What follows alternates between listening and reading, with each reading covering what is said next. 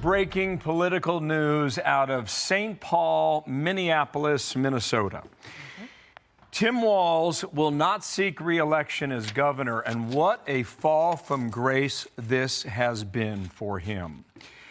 You might recall in the spring of 2023, he pushed through several progressive ideas to the state legislature that caught the attention of Barack Obama, who went to Twitter to give his endorsement for the programs, which eventually caught the attention of people like Kamala Harris, who chose him to be her running mate as the vice president.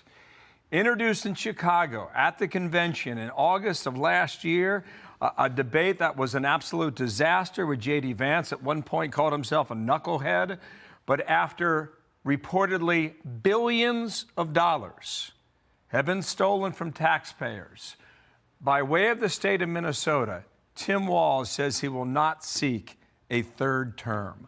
What a remarkable 2 years in the national spotlight has been for him, Dana. And Walz hit Trump in his announcement. He said Donald Trump and his allies in Washington, in St. Paul, and online want to make our state a colder, meaner place. They want to poison our people against each other by attacking our neighbors. And ultimately, they want to take away much of what makes Minnesota the best place in America to raise a family. Now, okay, what else has been happening in this last month? Well, you have the discovery that there has been incredible amounts of fraud, and I think 98% of the people arrested were Somalis, who are immigrants there in the state that were taking COVID funds and basically and Medicaid funds and stealing them from the American people under his watch.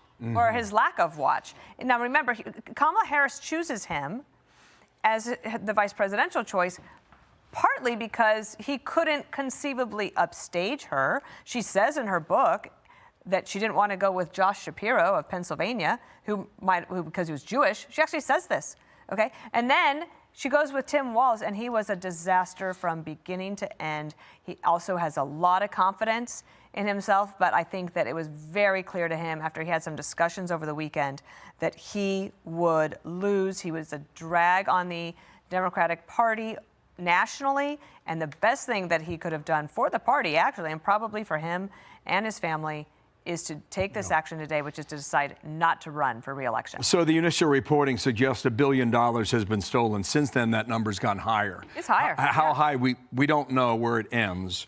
And there are suggestions that it could be similar in other states. Mary Catherine Ham joins us now with an initial reaction. MK, good morning to you.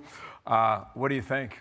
Tim Walz? Well, I was reliably told that he was a great fraud fighter and that, in fact, the fraud was minimal or not happening. So I'm confused about how it suddenly became a fatal blow to his campaign. And I'm actually not confused, because the fact is that the numbers were gigantic. This is perhaps unprecedented amounts of fraud. And he does have to answer for it because he was on watch the entire time. And I think it's unlikely, given the scale, that anyone who had power in the Democratic Party at this time, of which the Somali community that was engaged in this is a core constituency, didn't know about it, or at least turn a very blind eye to it. And man, the fall from VP candidate to this is quite spectacular. You have to wonder what the Minnesota Democrats are thinking, and they might be thinking this. It's reported that he met with Senator Amy Klobuchar over the weekend. And Senator Klobuchar has been trying from Washington, saying back home, you've got to get a handle on all of this. She is considering a run for governor. Perhaps they met and she let him know that he would lose in a primary to her. Yeah, I mean, look, I think she would be a better choice than Tim Walz. She seems like the kind of person who wouldn't put up with this. But again, I would say anyone who was in power in the state of Minnesota had to know that some of this was going on. Whistleblowers were being very upfront about it.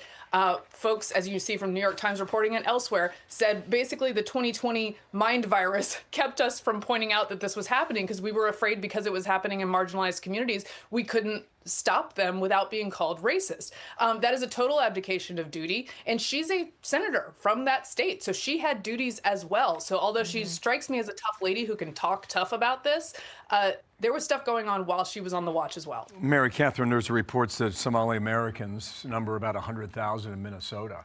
And it's our understanding that you can't win a statewide race unless you have their vote. And you just mentioned the accusation of racism. And that's pretty much what the message was out of Minnesota. Anybody who was pointing fingers at what was going on there, you were accused of being a racist. Well, now that cover has been blown. Right, and some, in fact, who were accused of things either threatened to sue or sued, saying, "Hey, we're being discriminated against because you're noticing the fraud." But the numbers don't lie, and the numbers aren't racist, and the stats matter. And every single dollar that is not stewarded by those who are in charge of these programs is stolen from another Minnesota or federal taxpayer who could have used that dollar for honest means and for something productive instead of fraud. So it's really a catastrophe to have that taken from people who are already struggling, maybe to, I don't know, pay for childcare, and it's going to non-existent childcare. Also, I mean, it is difficult for any politician. Look, there's a reason I don't run. I don't have the stomach for it. But when you become a national laughingstock, and every meme is about you because you were chosen because you're going to show the Democratic Party that you were the masculine part of the party, there's all of that. But there's one thing deeper on the fraud that I want to point out. Keith Ellison, former congressman, is now the Attorney General of Minnesota. And I've mentioned this a couple of times, but it's been a couple of weeks, so let me just bring it back up. And 10-Minute Drill, the podcast, has a lot more on this. He is on audio tape, leaked audio, personally promising fraudsters that he would pressure the government to continue funding the fraudulent enterprises and promise to shield them from investigation. So the apple is rotten all the way through and into the core.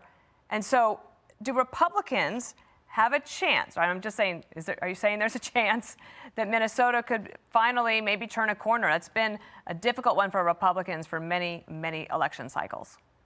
Look, I think even in a blue and purple state, even a very blue state, when you get to this level of abuse of the taxpayer, yes, Republicans can have a moment if they seize it. Ellison is a great example of exactly what you say, Dana, that people had to have known about this while it was happening. And in fact, he was talking to the very people doing it and making promises to them. So that can change voters' minds about where they're willing to swing. Republicans, however, have to put up a person against, whether it's Klobuchar or whomever, who can fight that fight. Lisa DeMuth, I believe, is the head of the Republicans in the House in the state who had declared a long time ago.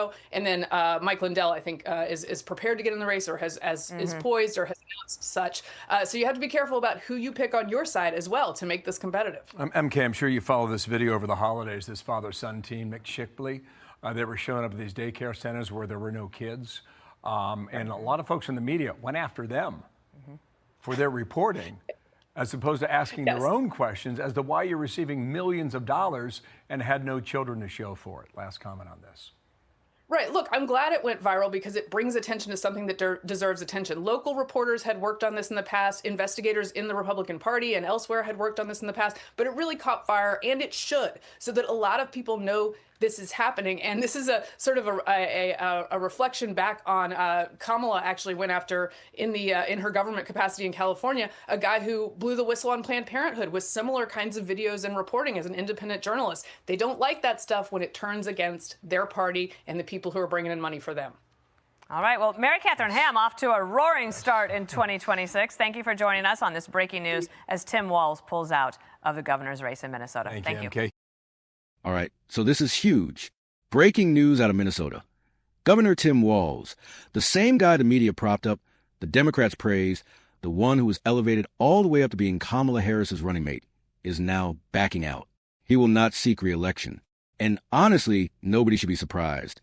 Because when billions of taxpayer dollars disappear under your watch, when fraud explodes across your state, when whistleblowers are ignored because politicians are terrified of being called racist, eventually, the truth catches up, and that's exactly what we're seeing. Think about this. This man pushed radical progressive policies in 2023. He got Barack Obama's attention. He got Kamala Harris's attention. He gets introduced at the convention like he's the future of the Democrat Party. And then, total disaster. Debate meltdown. Lies exposed. Fraud everywhere. Public trust gone. And now suddenly, I'm not running again. Yeah. Because he knows he would lose. Fox reports billions of dollars gone. COVID money, Medicaid funds, welfare programs, stolen. Not mistakes. Not paperwork errors. Stolen. Regular Americans work hard, pay taxes, struggle to afford groceries, struggle to afford childcare, And meanwhile, fraud rings are cashing in like it's a jackpot. And what did the politicians do? They looked the other way. Why? Because calling it out might upset certain groups. We had whistleblowers, investigators, journalists. They were told, stop, you're being racist. Imagine that. People pointing out fraud, labeled the bad guys. This is what happens when identity politics replaces law and order. Classical building, the system was protecting fraud. Minnesota Attorney General Keith Ellison, the top law enforcement officer, gets caught on leaked audio promising fraudsters that he'd protect them and push for more funding. Think about how insane that is. The people supposed to defend taxpayers, instead defending criminals. That's not bad leadership. That is corruption, rotten from the top to the core. United States, the Democrat machine protected him. Let's be real. The Democrat Party didn't pick Walz because he was strong. They picked him because he wouldn't overshadow Kamala Harris. That's literally what they said. They needed someone who would sit quietly, nod along, push the agenda, and never challenge a machine. And look what that gave us. Fraud, weakness, zero accountability. And when everything blows up, they cut him loose like he never existed. Now we hear Amy Klobuchar may run. The same people who watch this unfold suddenly act like they will clean it up. No, they all knew. Everybody in power knew something was happening. They just didn't want to touch it because it involved politically sensitive communities and big voting blocs. And now that it's politically inconvenient, well, time for change. Spare me. Here's the thing. Even deep blue states hit a breaking point. When your money disappears, when your kids lose resources, when your hospitals, daycares, programs collapse, people wake up. Republicans absolutely have a shot if they run somebody serious, disciplined, and focus on restoring law, order, accountability, and respect for taxpayers. Not chaos, not gimmicks, real leadership. Because Minnesotans deserve better than fraud and excuses. Tim Walz walking away isn't graceful. It's an admission without admitting. This wasn't bad luck. This wasn't an accident. This was weak leadership, corruption, political cowardice, and regular Americans paying the price. And it should be a warning to every state. When government forgets who it serves, the people suffer. It's time to demand accountability. It's time to protect taxpayer money. And it's time to stop letting politicians hide behind political correctness while our country bleeds. Because at the end of the day, this is our money, our states, our country, and we're not staying quiet anymore.